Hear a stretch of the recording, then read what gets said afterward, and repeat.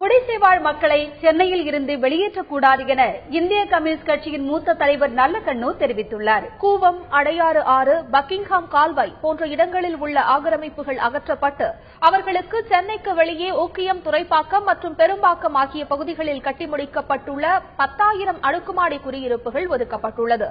இதற்கு எதிர்ப்பு தெரிவித்தும் பாதிக்கப்பட்டவர்களுக்கு நகருக்குள் குடியிருப்புகள் அமைத்து தர வலியுறுத்தியும் ஒடுக்கப்பட்ட மக்களுக்கான வாழ்வுரிமை இயக்கம் சார்பில் சென்னையில் ஆர்ப்பாட்டம் நடத்தப்பட்டது. இந்திய கம்யூனிஸ்ட் கட்சியின் மூத்த தலைவர் நல்லக்கண்ணு தலைமையில் நடைபெற்ற இந்த ஆர்ப்பாட்டத்தில் பல்வேறு தரப்பினர் கலந்து கொண்டனர்.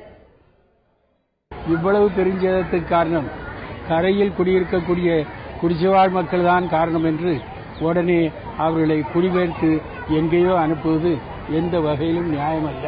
அது தவறான நடவடிக்கை.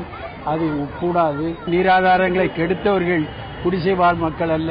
நீராளங்களை கெடுத்தவர்கள் அரசு அலுவலகங்களும் தனியார் கல்லூரிகளும் தான் பெற்றிருக்கிறது என்பதே நேர் உதாரணம்.